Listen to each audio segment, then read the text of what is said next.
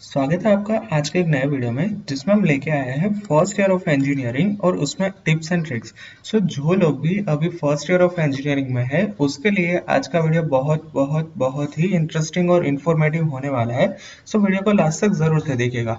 अब हम सबसे पहले हम नोट्स ऑफ सब्जेक्ट्स की बात करें तो मैं यहाँ पे सबसे पहला पॉइंट में यही बताना चाहता हूँ कि आपको क्या करना है कि आपको जो भी सब्जेक्ट पढ़ रहे हो उसकी एक नोट्स बना लेनी है। अब यहाँ पे मैंने उसका डिस्क्रिप्शन भी दिया है। मैं पूरा का पूरा वीडियो इसी तरह से समझाने वाला हूँ। मैं पहले आपको एक टॉपिक दे दूंगा और उसके बाद मैं आपको उसका प्रूफ, उसके आपको क्यों ऐसा करना चाहिए, उससे बेनिफिट क्या है, वो सारा समझाने वाला हूँ। देखिए, दूसरा है practical and assignment, decide your goal, इस तरह से। ठीक है, तो सबसे पहले हम आते हैं वो है नोट्स ऑफ सब्जेक्ट्स।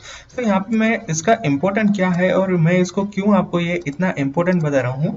इसका रीजन ये है कि आपको तो सबसे पहले हर एक सब्जेक्ट्स की नोट बनानी है। अब आपकी जो फाइनल सेमेस्टर की एग्जाम आएगी ना, तब आपको क्या पढ़ना है पता है कि तभी आपको आपने अपनी जो नोट्स बनाई होगी वही पढ़नी रहती है। और अगर यहाँ पे आपको दो तीन और प्लेटफॉर्म है। पहली बात तो आप कहाँ पे पढ़ रहे हो, आप पढ़ते हो ऑनलाइन। दूसरी बात आपको कहाँ पढ़ने का मैं बोल रहा हूँ, यूट्यूब पे। और तीसरी बात कहाँ है कि अभी काफी सारी वेबसाइट भी हो गई है कि वहां पे भी आपका सारा का सारा इंजीनियरिंग का कोर्स अवेलेबल रहता है। तो नो मैटर आप कहीं से भी पढ़ो, बट आपको क्या करना है कि जो भी टॉपिक आपको पढ़ रहे हो ना उसकी अच्छे से नोट्स बना लेनी है। अब जैसे ही आपने नोट्स बना ली होगी ना, तो आपको जो फाइनल सेमेस्टर एग्जाम्स आने वाले होंगे ना, उससे पहले आपको वो नोट्स पढ़ के जाओगे तो भी काफी अच्छा बेनिफिट होगा। इसका इम्पोर्टेंट कहाँ पे आएगा, फाइनल सेमेस्टर की एग्जाम में आपको काफी बेनिफिट मिलेगा अगर आप अपनी नोट्स बनाते हो और अपनी नोट्स में ही पढ़ाई करते हो। अब यहाँ पे मैं एक बात बोलता हूँ कि जो आपको नहीं करनी है वो क्या है कि ज्यादातर स्टूडेंट्स क्या करते हैं कि दूसरे स्टूडेंट्स की नोट कॉपी कर लेते हैं। ये जो मैं कॉपी करने वाली बात है ना, इसको मैं यहाँ पे कंप्लीटली आपको मना कर रहा हूँ। अगर आपको ऐसा कॉपी करना है, इससे अच्छा तो मैं आपको सजेस्ट करूंगा कि ऐसा कुछ नोट्स ही नहीं बनाओ। क्योंकि कॉपी करोगे क्या तो क्या होगा कि आपने अपनी फ्रेंड्स की नोट लिखी होगी, तो वहां पे तो अपने फ्रेंड्स ने जो जिस तरह से वो समझा होगा वो लिखा होगा। अब आप किस तरह से समझते हो, आपको किस तरह से सब कुछ आता है, ये उसमें मेंशन नहीं होगा। उसने कंप्लीटली नोट अपने हिसाब से बनाई होगी, आपके हिसाब से वो अपनी नोट्स क्यों बनाएगा। इसीलिए मैं यहाँ पे यही सजेशन दे रहा हूँ कि आप जो भी नोट्स बनाते हो ना, वो अपने आप से बनानी है, किसी और की कॉपी नहीं करनी है। अब दूसरी बात पे आते हैं, प्रैक्टिकल और असाइनमेंट।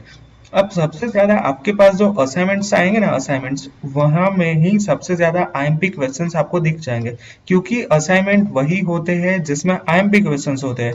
अब ये आप लोग अभी तक आप लोग 12th बोर्ड्स में से आए होंगे तो पता होगा कि इंपॉर्टेंट क्वेश्चंस पहले से ही पता हो तो इसका इंपॉर्टेंट कितना ज्यादा हो जाता है। असाइनमेंट में वही सारे क्वेश्चंस आने वाले हैं जो आपके एग्जाम में बार बार पिछले साल आते होंगे। ठीक है, फिर दूसरी बात क्या है कि जो भी आप प्रैक्टिकल परफॉर्म करते हो ना, वो आपको अपने आप से परफॉर्म करना होगा। अब इसका रीजन ये है कि अब यहाँ पे मैं पहला एग्जांपल देना चाहता हूँ कंप्यूटर इंजीनियरिंग, आईटी इंजीनियरिंग और उन स्टूडेंट्स के लिए जो बेसिकली आईटी ब्रांच से रिलेटेड हो। ठीक है, अब इन लोगों को क्या करना होगा, कोडिंग करना होगा, फिर प्रोग्रामिंग करना होगा। अब यहाँ पे आप किसी और का कोड कॉपी पेस्ट करोगे तो फिर आप कैसे सीख पाओगे। इसीलिए ये जो सेकंड पॉइंट है ना, इसका इंपॉर्टेंट इसीलिए बढ़ जाता है कि आपको सारे के सारे प्रैक्टिकल अपने हिसाब से परफॉर्म करने होंगे। अब मैं बात करना चाहता हूँ मैकेनिकल इंजीनियरिंग की। अब मैकेनिकल में क्या होगा कि फर्स्ट ईयर में वर्कशॉप आएगी। अब वर्कशॉप में ही मान लीजिए कि आपने किसी और का वर्क कॉपी करके खुद का दिखा दिया, तो फिर आप कैसे सीख पाओगे आगे चल के 4 साल के बाद, कैसे वो सारा का सारा काम कर पाओगे। इसीलिए यहाँ पे फिर से मैं रिपीट करता हूँ कि इसका इंपॉर्टेंट काफी ज्यादा होता है कि perform practical by your self. अब इलेक्ट्रिकल इंजीनियरिंग की बात करते हैं। ठीक है, अब मान लीजिए कि आपको फर्स्ट ईयर में लैब आती होंगी और लैब में आप किसी और की वायरिंग, किसी और की सर्किट, किसी और का जो वो बोर्ड आता है ना, ब्रेड बोर्ड जिसे बोलते हैं, वो आपने कॉपी करके खुद का ले लिया। ठीक है, अब 4 साल के बाद आप कैसे सर्किट कनेक्ट कर पाओगे। इसीलिए मैं फिर से रिपीट करता हूँ क्या, कि सारे के सारे परफॉर्मेंस, सारे के सारे प्रैक्टिकल अपने आप से परफॉर्म करने हैं। ठीक है, आई होप कि ये दूसरा वाला पॉइंट क्लियर हो गया हो। अब हम आते हैं थर्ड पॉइंट पे। ठीक है, थर्ड पॉइंट क्या है, practicals help you in placement. हाँ, ये सबसे इंपॉर्टेंट बात है। अब मान लीजिए कि यहाँ पे मोस्ट ऑफ स्टूडेंट्स ऐसे ही होते हैं कि जो प्लेसमेंट में बैठना चाहते हो। अगर आपने अपने हिसाब से प्रैक्टिकल्स किए होंगे तो ये आपके प्लेसमेंट में काफी ज्यादा काम में आएंगे। और यहाँ पे मैं इसका ज्यादा एक्सप्लेनेशन नहीं करना चाहता क्योंकि प्लेसमेंट में अभी काफी देरी है। बट मैं इतना आपको गारंटी के साथ करना चाहता हूँ कि अगर आपने प्रैक्टिकल अपने हिसाब से किया होगा तो प्लेसमेंट में वो 100% आपको काम में आएगा, ठीक है। तो अब हम बात करते हैं थर्ड स्लाइड की, और वो क्या है, डिसाइड योर गोल। अब ये स्लाइड तो मैंने इतनी बार एक्सप्लेन कर चुकी है कि अब तो आप पहले आप बोलने लगोगे कि ये सब कुछ इंपॉर्टेंट है, ये करना चाहिए, ठीक है। सो यहाँ पे मैं आपको ओवरव्यू दे देता हूँ कि डिसाइड योर गोल आपको क्या करना है। प्लेसमेंट लेना है, आपको फॉरेन में जाके स्टडी करना है, आपको गेट की एग्जाम देके आईआईटी में स्टडी करना है, मास्टर करना है, फिर आपको यूपीएससी देनी है, सीमेट जैसी एग्जाम देके, केट जैसी एग्जाम देके आपको एमबीए करना है। ये सबसे पहले डिसाइड कर लीजिए अपने फर्स्ट ईयर में, ये भी काफी इंपॉर्टेंट रहता है, ठीक है। अब प्रोजेक्ट का वेटेज काफी ज्यादा इंपॉर्टेंट होगा है। और ये जो यहाँ पे लास्ट में मैंने वर्ड लिखा है ना, प्लेसमेंट में सबसे ज्यादा आपको सवाल अपने जो प्रोजेक्ट होते हैं उसमें से ही आएंगे। सामने वाला इंटरव्यूअर जो भी होगा वो पहले यही पूछेगा कि tell me about your project. So अगर आपने अच्छा सा यूनिक प्रोजेक्ट किया है तो फिर आपके प्लेसमेंट में सिलेक्ट होने के चांसेस काफी ज्यादा होंगे, ठीक है।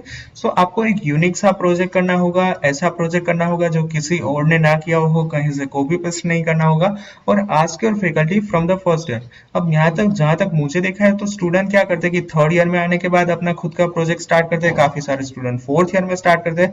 बट माई सजेशन इज कि आप फर्स्ट ईयर से ही अपना प्रोजेक्ट स्टार्ट कर दीजिए और अपने फैकल्टी को भी हेल्प लीजिए, तो वो भी आपको डेफिनेटली हेल्प करेंगे।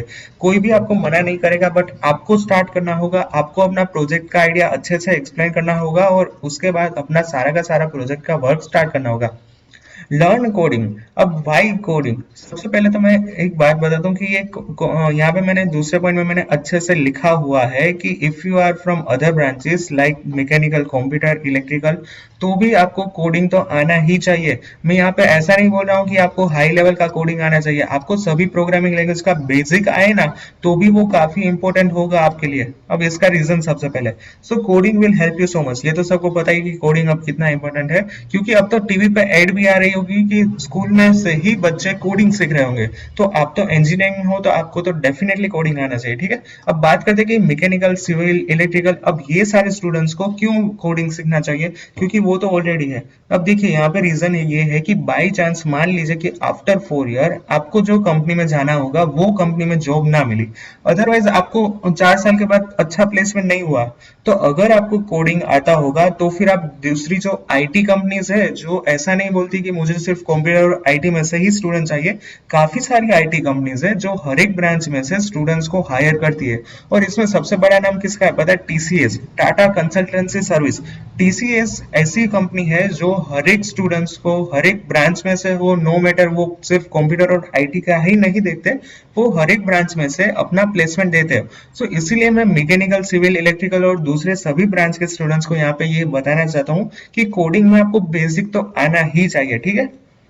अब कोडिंग सीखे कैसे? सो इसके लिए काफी प्लेटफॉर्म है। सबसे बड़ा प्लेटफॉर्म है यूट्यूब, फिर है गूगल, फिर ये जो वेबसाइट है जावा टी पॉइंट, और लास्ट में वेबसाइट है ट्यूटोरियल पॉइंट्स। अगर आपको कोडिंग के लिए ज्यादा इन्फॉर्मेशन चाहिए तो एक बार नीचे कमेंट जरूर डाल देना, मैं उसके लिए काफी अच्छे से वीडियो एक्सप्लेन कर दूंगा, क्योंकि मैं खुद कंप्यूटर और आईटी बैकग्राउंड में से हूँ, तो मुझे तो पता है कि कोडिंग का इंपॉर्टेंस दिन ब दिन कितना बढ़ता जा रहा है, ठीक है। अब आगे की बात करते हैं हाई क्रेडिट सब्जेक्ट। अब क्रेडिट के बारे में पता नहीं हो तो मैंने एक ऑलरेडी वीडियो बना के रखी है, वो वीडियो जरूर से देख लेना। अब आपको सबसे ज्यादा फोकस किस पे करना है? जिसमें क्रेडिट ज्यादा हो। अब इसका रीजन मैंने वो वाले वीडियो में अच्छे से एक्सप्लेन किया है, यहाँ पे मैं एक बार ऊपर जल्दी जल्दी बता देता हूँ। क्योंकि ज्यादा क्रेडिट होने पे अगर उसमें अच्छे मार्क आते हैं तो आपको एसपीआई 9+ डेफिनेटली आएंगे। अब कोर सब्जेक्ट्स में अब क्रेडिट किसका सबसे ज्यादा होगा? जो कोर सब्जेक्ट्स होंगे। कोर सब्जेक्ट यानी कि जो मेन सब्जेक्ट होते हैं, ठीक है। और जितने भी कोर सब्जेक्ट्स होते हैं वो प्लेसमेंट के लिए काफी इंपॉर्टेंट होते हैं। और ये सब्जेक्ट्स को क्रेम नहीं करना है, मतलब रटना नहीं है, ठीक है। आपको अच्छे से समझना है और उसके बाद याद रखना है, ठीक है। सो इसीलिए मैं बताना चाहता हूँ कि जो भी हाई क्रेडिट के सब्जेक्ट होते हैं, जिसका क्रेडिट मान लीजिए कि 4-5 इतना होता है, उस पर आपको सबसे ज्यादा फोकस करना है। यूज ऑफ रेफरेंस बुक, अब फर्स्ट ईयर में ये सवाल सबसे ज्यादा आएगा, यूज ऑफ रेफरेंस बुक। अब ये रेफरेंस बुक का पता कैसे चलेगा? तो इसके लिए मैंने एक ऑलरेडी वीडियो बना के रखी है कि how to find PDF of subject. उसमें मैंने आपको अच्छे से मैंने आपको एग्जांपल भी दिया था कि मान लीजिए कि मुझे मैकेनिकल इंजीनियरिंग की पीडीएफ फाइंड करनी है, तो मैंने वो वीडियो में एग्जांपल भी दिया था। अब ज्यादातर स्टूडेंट्स लोकल पब्लिकेशन की बुक यूज करते हैं। मैं यहाँ पे ये नहीं कहना चाहता कि ये आप मत कीजिए, बट जो भी कोर सब्जेक्ट्स है ना, उसमें आप डेफिनेटली रेफरेंस बुक का ही यूज करना है, तो आपको काफी ज्यादा बेनिफिट होगा। अब रेफरेंस बुक में क्या होगा कि एकदम बॉटम से लेके एडवांस लेवल तक का आपको एक्सप्लेन किया होगा। स्टार्टिंग में काफी इजी एग्जांपल आएंगे और उसके बाद आपको इंजीनियरिंग लेवल से भी ऊपर का आपके पास नॉलेज दिया होगा रेफरेंस बुक के अंदर। सो आपको डेफिनेटली रेफरेंस बुक का यूज ही करना चाहिए, ठीक है। सो आज के वीडियो केवल इतना ही। आई होप कि सब लोगों को वीडियो अच्छा लगा होगा। अगर आपको मेरे लायक कुछ भी क्वेरी हो तो मैंने मेरे सारे सोशल मीडिया प्लगइन नीचे डिस्क्रिप्शन में दे दिए हैं। आप मुझे इंस्टाग्राम में भी अपने सवाल पूछ सकते हो, इंस्टाग्राम में भी डीएम कर सकते हो। And as always, like my video. If you have any doubt, then ask me in the comment section or personally ask me. Do share this video with your friend, and if you're new to my channel, then subscribe my channel and press the bell icon for the latest notification. Thank you very much.